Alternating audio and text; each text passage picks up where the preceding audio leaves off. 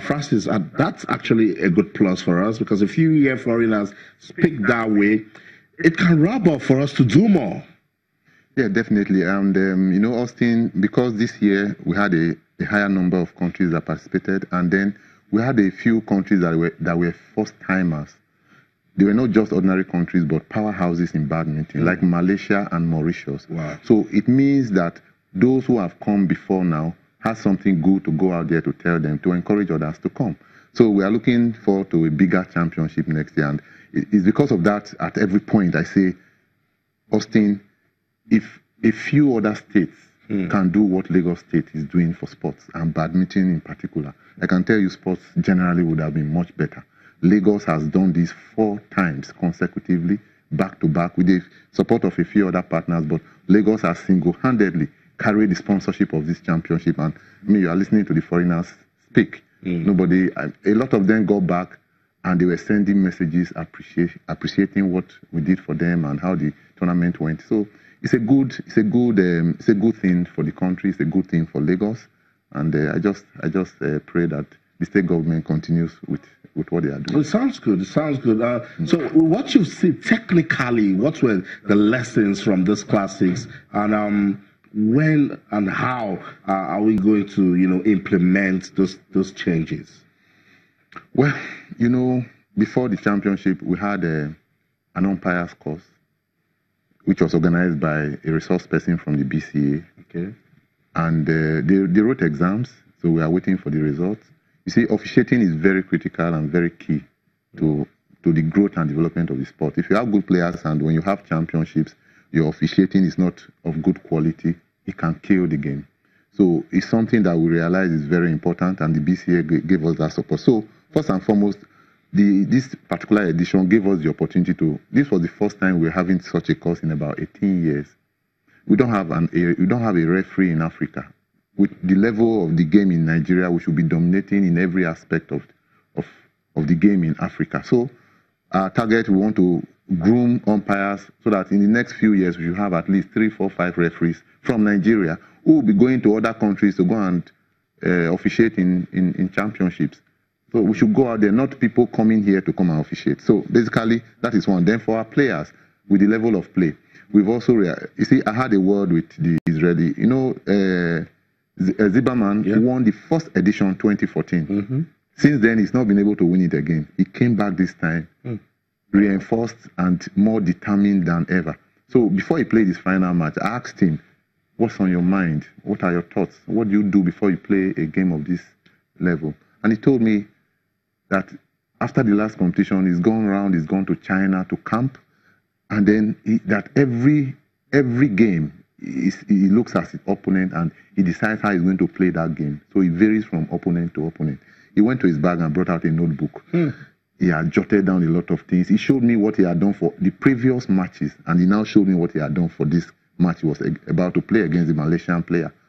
And I mean, I was amazed. So that tells you that there's a whole lot more we need to do.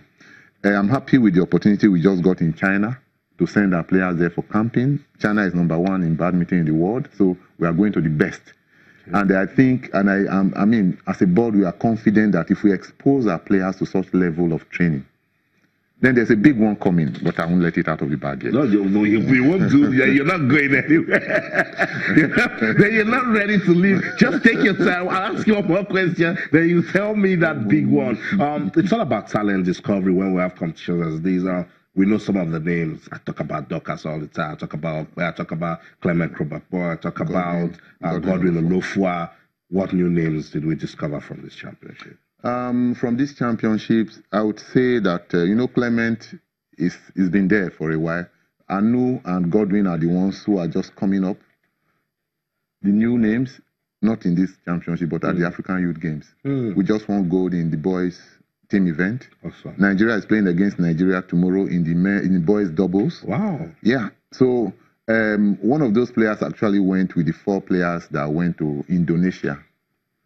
So I will tell you the core of this team that went to the youth games. If not for the youth games, they would have played in the Lagos International. So that's where we would have been able to say, okay, these are the new kids in the block. But I'll tell you something.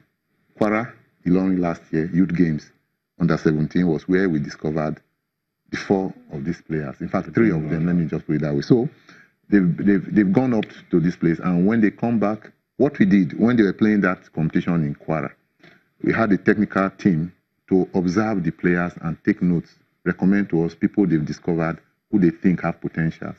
We did our list. We didn't know the ministry was doing the same thing. So at the end of this, the championship, the minister handed to us a list of players, and we looked. It was the same thing we got. Awesome. And we've tried to put a program in place for them. And luckily, these players were in camp for close to 2 months before they went to Algeria. Once you prepare well, you always do well. It's just that consistency. So I love that. So well done. So you see, Ministry for Youth and Sports, when you do well, we say well done. We'll give you a pat on the back. They were working. The BFM was also. You see, I keep saying that only the Federation cannot do it. Only the ministry cannot do it. Everybody needs to come together. Ministry said, take this list of players. I will say, our Federation said, we're also monitoring the same players. So now everybody is working, and we're seeing the results. Hopefully, they will continue to sustain the momentum. I'm about to let you go. What's the big one? Well, Austin, I told you I won't let it out of it. I get when I traveled to China, they gave us a window for scholarship for our players. So they've called now to say we can activate the scholarship. So we are looking at some of the players who are in Algeria now. They will be eligible because there have to be people who have done SS3 and have good results, and they'll be able to go there to further. Nice. And then also the second one was they were looking at the possibility of helping us with a technical advisor for the team. We are almost getting it done. I mean, from every indication, every information coming out of there now is that very soon we'll be announcing a new technical advisor for the national team who will be a Chinese person, and to come and help us, both our players and then the coaches also who understudy him. Awesome. Now, don't you feel good letting that out? Well, let's keep playing badminton. When the time to really let it out will be when it is concluded, and we'll be able to announce the name and possibly present him to the minister. So thank you so much, Francis. Thank you very much, Austin. All the best.